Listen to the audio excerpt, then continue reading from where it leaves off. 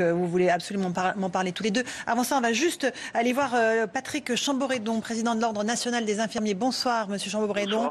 Merci d'être avec nous en téléphone, je pense. Les infirmiers sont comme les médecins, très touchés par le nombre de malades dans leur rang. Il y a 2 médecins qui sont morts. On imagine que c'est pareil du côté des infirmiers. Vous êtes en première ligne face aux malades et à l'épidémie. Exactement. Nous avons à déplorer déjà 2 médecins qui sont décédés. Pour les infirmiers, on n'a pas de chiffres à ce jour, mais on commence à avoir des retours qui nous demandent de confirmer cette information-là. Donc on est très touchés. Le corps professionnel commence à souffrir. La première ligne, c'est quelque chose d'extrêmement dangereux, hein, vous le comprenez bien. C'est pour ça que moi, le message que je délivre encore une fois, comme lorsque j'ai eu l'occasion de me faire intervenir sur votre plateau, c'est des masques, des blouses, des lunettes. C'est 6 millions de masques pour les infirmiers. C'est un leitmotiv qu'il faut marteler parce qu'on est parti dans un marathon. On n'est pas sur un sprint et un 100 mètres. J'entends parler de déconfinement. Je peux que souscrire au dépistage puisque même actuellement, parmi les infirmiers, on n'arrive pas à dépister parce qu'il faut une prescription médicale, parce que quelquefois, le personnel en face du laboratoire n'a pas la possibilité, comme l'a dit le docteur Marty, d'utiliser ces tests de dépistage de façon à confirmer et aussi à enlever justement de la première ligne. Il ne faut pas qu'il y ait une perte de confiance de la part des patients en les professionnels de santé, parce qu'ils pourraient être eux-mêmes des vecteurs de contamination. C'est quelque chose d'extrêmement important. La confiance dans notre système doit être constante et obligatoire. Donc il y a aussi un sujet d'organisation, ça viendra après, bien entendu. Le confinement en est un. Pour l'organisation, moi, pour les infirmiers, ce que je préconise, et c'est une action du gouvernement assez forte, c'est le télésoin.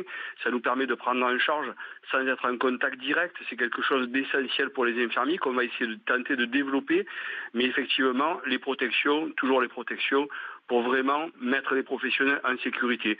Je pense que les médecins en ont souffert. Les 2 décès sont certainement dus à ça, parce qu'on a beaucoup manqué de ces sujets-là, de ces objets-là. Pas que des masques, hein, il nous faut aussi des lunettes et des blouses. Parce qu'on voit bien quand on a des images à la télé qu'il manque ce sujet-là pour l'ensemble de la prise en charge de ville. C'est un vrai sujet. Il y a un vrai élan de solidarité. On a été objet de plein de contacts. Les entreprises nous ont sollicité pour répartir ces moyens-là et on le fait au mieux au travers des conseils départementaux et régionaux. Il y a des actions interprofessionnelles qui se mènent. Vous avez entendu mon accent, je suis marseillais. Ça se fait avec l'ordre des médecins et l'ordre des pharmaciens en PACA.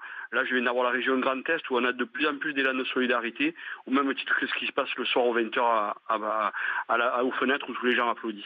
Une petite question, est-ce que vous savez une idée du nombre de personnels infirmiers qui a déjà été contaminé ou pas, monsieur Chamboredon? Non, là pour le coup, je dirais n'importe quoi, je préfère me taire là-dessus, mais on peut penser qu'énormément d'infirmiers, moi-même autour de moi, dans mon bureau, on a des gens qui commencent à avoir des signes et se disent qu'est-ce que je fais? C'est un vrai dilemme, on doit continuer à soigner nos patients, parce qu'on a des patients chroniques qui ont vraiment besoin de nous au quotidien, parce que le Covid c'est quelque chose, mais quand on est diabétique, quand on a une BPCO, quand on a besoin de soins, eh ben, il faut quand même que l'infirmier se rende au domicile du patient, le prenne en charge, et donc c'est un vrai dilemme éthique, est-ce que je suis contaminé ou pas? Donc je suis d'accord avec le docteur Marty, il faut absolument qu'on débloque ce sujet du dépistage, qu'on puisse le généraliser à tous les soignants, de façon à ce qu'on ait un état sérologique clair pour écarter les patients, écarter les soignants des patients, de façon à maintenir ce lien de confiance et cette prise en charge nécessaire pour tous les usagers des soins.